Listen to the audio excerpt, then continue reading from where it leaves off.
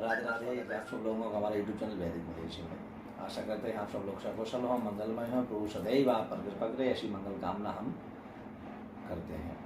आइए नित्य प्रति की भांति हम रात्रि के 10 साढ़े 10 बज चुका है और रात्रि में ही समय मिल पाने के उपरांत और दूसरा रात्रि के समय एक ज्ञानार्जन करने का एक अलग ही महत्व होता है। जहाँ रात्रि में भोगी लोग भोग में विलिप्त रहते हैं, वहाँ योगी लोग योग में रमण रहते हैं। उसी क्रिया को क्रियान्वित करते हुए हम भी जो है अपनी धर्मपत्नी जी को गर्भगत शिशु के निमित्तार्थ श्रीमद् भगवद गीता का जो है नित्य प्रति की भांति आज भी हम पाठ के लिए शुभारंभ करते हैं।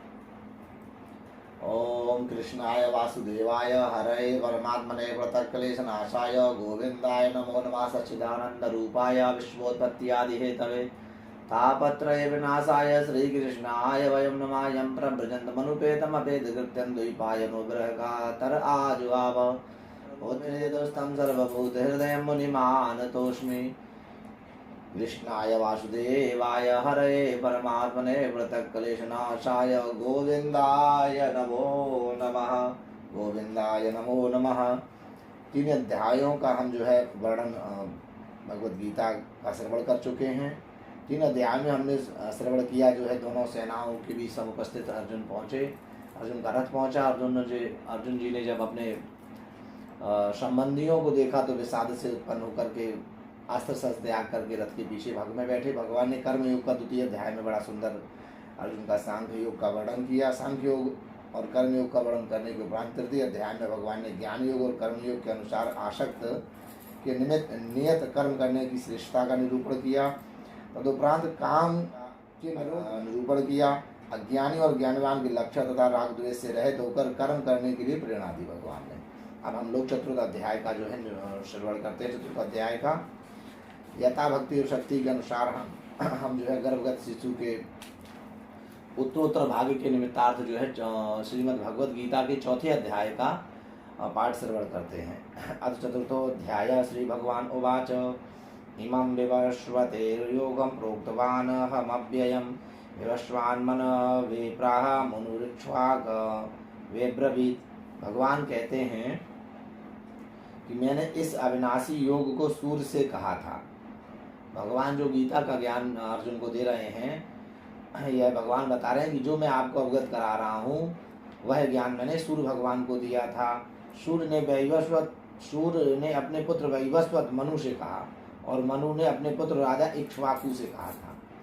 यह गीता किन किन ने सुनी है, यह अवगत भगवान करा रहे हैं कि हम जो आपको ज्ञान दे रहे हैं, यह ज्ञान जो है भगवान सूर्य को दिया था। सूर्य ने अपने पुत्र वैवस्वत को दिया, वैवस्वत मनु से कहा और मनु ने अपने पुत्र इक्ष्वाकु से कहा। एवं परंपरा प्राप्तमिमं राजर्षयो विदु साकाले नेह महता योगो नष्ट परंतप।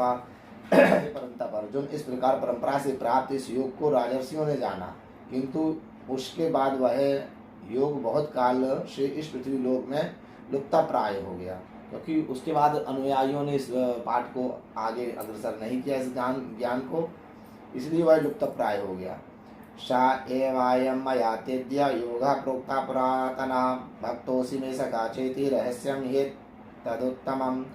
तू मेरा भक्त और प्रिय सखा है, इसलिए वही यह पुरातन योग आज मैंने तुझको कहा है, क्योंकि यह बड़ा ही उत्तम रहस्य अर्थात गुप्त रखने योग्य विषय है। जो हमने आपको ज्ञान दिया यह बड़ा ही गुप्त रखने योग्य विषय है। अब अर्जुन कहते हैं कि अपरम भवतो जन्म परम जन्म विवस्वता कथमेतद्विजानीयां त्वमादौ प्रोक्तवान् इति। अर्जुन कहते हैं कि आपका जन्म तो अवार्चनीय अभी हाल ही का है और सूर्य का जन्म बहुत पुराना है, अर्थात कल्प के आदि में जो हो चुका था। तब मैं इस बात को कैसे समझूं कि आप ही ने कल्प के आदि में सूर्य को यह योग कहा था। भगवान से जो है ऐसा प्रश्न कर दिया अर्जुन ने कि प्रभु, आप जो कह रहे हो कि आपने यह ज्ञान सूर्य को दिया, मैं कैसे विश्वास करूं कि आपने जो है ज्ञान सूर्य को दिया, क्योंकि आपका जन्म तो अभी अभी हुआ है। कलयुग द्वापर में भगवान का जन्म हुआ और द्वापर में जब जन्म हुआ तो सूर्य को आपने कैसे सुना दिया। तो फिर भगवान कहते हैं, श्री भगवान उवाच बहूनि ते व्यतीतानि जन्मानि तव चार्जुन तान्यहं वेद सर्वाणि न त्वं वेत्थ परन्तप। हे भगवान, अर्जुन से कहते हैं कि श्री भगवान बोले कि हे परंतप अर्जुन, मेरे और तेरे बहुत से जन्म हो चुके हैं। बहूनि ते व्यतीतानि जन्मानि तव चार्जुन। बहूनि में बहुत सारे जन्मानि जन्म हो चुके हैं। व्यतीतानि तव चार्जुन, बहुत से बीत चुके हैं। तान्यहं वेद सर्वाणि न त्वं वेत्थ परन्तप, उन सबको तू नहीं जानता किंतु मैं जानता हूँ। भगवान कहते हैं हमारे और तुम्हारे बहुत सारे जन्म हो चुके हैं, तुम उनको नहीं जानते लेकिन मैं उनको जानता हूँ। अजोपि सन्नव्यय आत्मा भूतानामि स्वरोपि सन् प्रगतिम स्वामधिष्ठाय संभवायात्मना, और अविनाशी स्वरूप होते हुए भी तथा समस्त प्राणियों का ईश्वर होते हुए भी अपनी प्रकृति को अधीन करके अपनी योग माया से प्रकट होता हूँ। भगवान कह रहे हैं कि मैं कैसे कब क्या करता हूँ वह अवगत करा रहे हैं अर्जुन। यदा यदा ही धर्मस्य ग्लानिर्भवति भारत अभ्युत्थानम धर्मस्य तदात्मानं सृजाम्यहम्। हे भारत, जब जब धर्म की हानि और अधर्म की वृद्धि होती है तब तब मैं ही अपने रूप को रचता हूँ, अर्थात साकार रूप में लोगों के सन्मुख प्रकट होता हूँ। भगवान कहते हैं जब जब इस पृथ्वी पर जो है पाप बढ़ जाता है तब मैं जन्म लेता हूँ मनुष्य रूप में, साकार रूप में, अप्रकट रूप में नहीं, प्रकट रूप में भगवान जो है जन्म लेते हैं और सबका कल्याण करते हैं। परित्राणाय साधूनां विनाशाय च दुष्कृतां धर्म संस्थापनार्थाय संभवामि युगे युगे। साधु पुरुषों का उद्धार करने के लिए, पाप कर्म करने वालों का विनाश करने के लिए और धर्म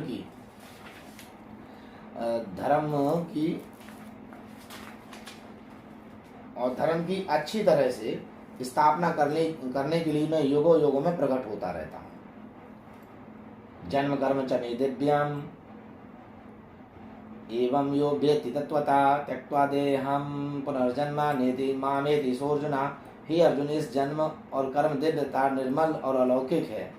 इस प्रकार जो मनुष्य तत्व से जान लेता है वह शरीर को त्याग कर फिर जन्म को प्राप्त नहीं होता किंतु मुझे ही प्राप्त होता है।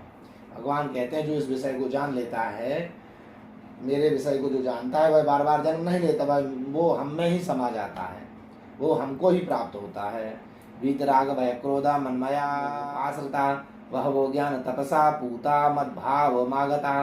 पहले भी जिनके राग भय और क्रोध सर्वथा नष्ट हो गए थे, जो मुझसे अनन्य प्रेम पूर्वक स्थित रहते हैं, ऐसे मेरे आश्रित रहने वाले बहुत से भक्त उपयुक्त ज्ञान रूप तप से पवित्र होकर मेरे स्वरूप को प्राप्त हो चुके हैं। ये यथा मां प्रपद्यन्ते तांस्तथैव भजाम्यहम् मम वर्तमानुवर्तन्ते मनुष्या पार्थ सर्वसा। हे अर्जुन, जो भक्त मुझे जिस प्रकार भजते हैं मैं भी उनको उसी प्रकार भजता हूँ। भगवान कहते हैं मेरा भजन जो करते हैं मैं उनका भजन करता हूँ। ये यथा मां प्रपद्यन्ते तांस्तथैव भजाम्यहम्, इस प्रकार से मेरे ही मार्ग का अनुसरण करते हैं। कांक्षन्ता कर्मणां सिद्धिं निजन्त इव देवता क्षिप्रमिह मानुषे लोके सिद्धिर्भवति कर्मजा। इस मनुष्य लोक में कर्मों के फल को चाहने वाले लोग देवताओं का पूजन किया करते हैं क्योंकि उनके कर्मों से उत्पन्न होने वाली सिद्धि शीघ्र मिल जाती है। इस कलिकाल में मनुष्य को कर्मों का फल चाहने वाले देवताओं का वे पूजन करते हैं और उनको उस कर्म की सिद्धि भी प्राप्त होती है। चातुर्वर्ण्य मया श्रेष्ठं गुण कर्म विभाग शातस्य कर्तारं बुद्ध्य कर्तारमव्ययम्। क्षत्रिय ब्राह्मण वैश्य और शूद्र इन चार वर्णों का समूह गुण और कर्मों के विभाग पूर्वक मेरे द्वारा रचा गया है। इस प्रकार उस सृष्टि रचना आदि कर्म का कर्ता होने पर भी मुझे अविनाशी परमेश्वर को ना तू वास्तव में अकर्ता ही जान। भगवान कहते हैं जो दिख रहा है तुम्हें चार वर्णों का, मैंने ही जो सब सृष्टि की संरचना की है और उसको तुम मुझ में ही जान। न माम कर्माणि लिप्यन्ते न मे कर्म फले स्पृहा इति माम यो विजानाति कर्मभिर्न शबध्यते। कर्मों के फल से मेरी स्पृहा नहीं है, इसलिए मुझे कर्म लिप्त नहीं करते। इस प्रकार जो मुझे तत्व से जान लेते हैं वह भी कर्मों से नहीं बनता।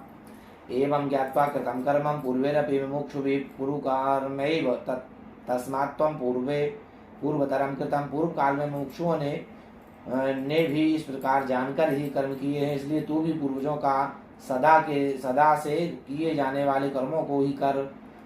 किम कर्म किम कर्मेति कवयोप्यक्षाने यज्ञात्वा मोक्ष्यसे स्वभात्।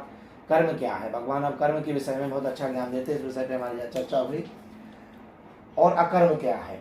इस प्रकार इसका निर्णय करने से बुद्धिमान पुरुष ही मोहित हो जाते हैं।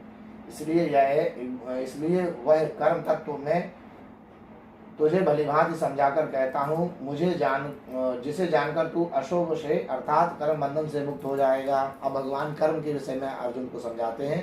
कर्मणा यदि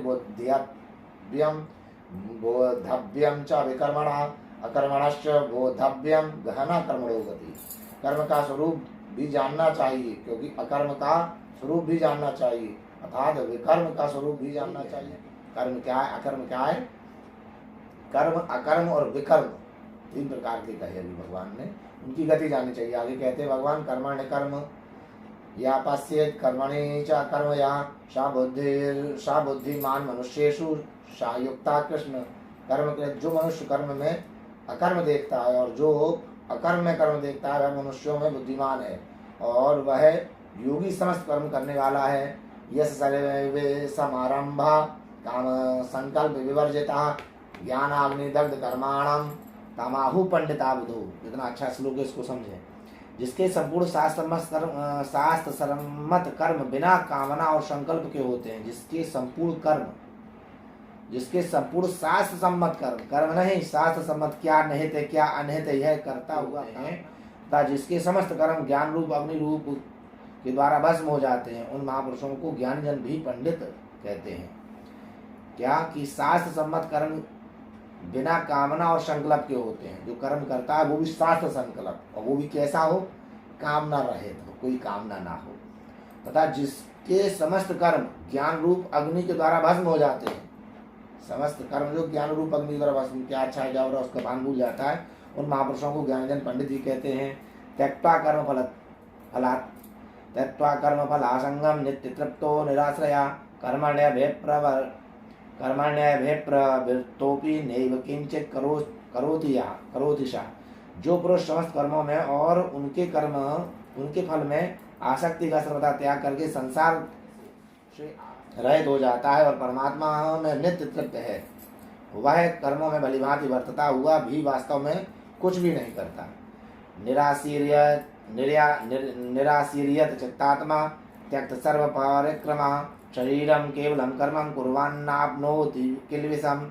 जिसका अंतःकरण और इंद्रियों से रहित शरीर जीता हुआ है और जिसने समस्त भोगों की सामग्री का परित्याग कर दिया है, ऐसा आशा रहित पुरुष केवल शरीर संबंधी कर्म करता हुआ भी पापों को नहीं प्राप्त होता। आगे क्या कहते हैं? यदच्छा लाभ संतुष्टो धुंदातीतो विमित्सरः क्षमा सिद्धाव सिद्धो च कृत्वापि न निबध्यते। जो बिना इच्छा के अपने आप प्राप्त हुए पदार्थ में सदा संतुष्ट रहता है, जिसमें ईर्षा का सर्वथा अभाव हो गया है, जो हर्ष शोक और द्वंद्वों से सर्वथा अतीत हो गया है, ऐसी सिद्धि और असिद्धि में ऐसा सिद्धि और असिद्धि में सम रहने वाला कर्मयोगी कर्म करता हुआ भी उसमें नहीं बनता। गत संगस्य मुक्तस्य ज्ञानवस्थित चेतसाम यज्ञायाचरता कर्मम समग्रम प्रविलीयते। जिसकी आसक्ति सर्वदा नष्ट हो चुकी है, जो देह अभिमानी और जिसका चित्त निरंतर परमात्मा के ज्ञान में स्थित रहता है, ऐसा केवल यज्ञ संपादन के लिए कर्म करने वाले मनुष्यों के संपूर्ण कर्म भलीभांति विलीन हो जाते हैं। ब्रह्मार्पणम ब्रह्महविर ब्रह्माग्नो ब्रह्मणाहुतम ब्रह्मैवतेन गंतव्यम ब्रह्म कर्म समाधिना। जिस यज्ञ में अपर अथवा सुरवा आदि भी ब्रह्मा है, जिस यज्ञ में अर्पण अर्थात सुरवा आदि भी ब्रह्म है और हवन किए जाने योग्य द्रव्य भी ब्रह्म है, तथा ब्रह्म रूप कर्ता के द्वारा ब्रह्म रूप अग्नि में आहुति देना रूप क्रिया भी ब्रह्म है। उस ब्रह्म कर्म में स्थित रहने वाले योगी द्वारा प्राप्त किए जाने योग्य धर्मैव भवति। देवमेवापरे यज्ञं योगिनः पर्युपासते ब्रह्माग्नावपरे यज्ञं जुह्वति। दूसरे योगी जन देवताओं के पूजन रूप यज्ञ का ही भलीभांति अनुष्ठान किया करते हैं और अन्य योगी जन परब्रह्म परमात्मा रूप अग्नि में अभेद दर्शन रूप यज्ञ के द्वारा ही आत्म रूप यज्ञ का हवन किया करते हैं।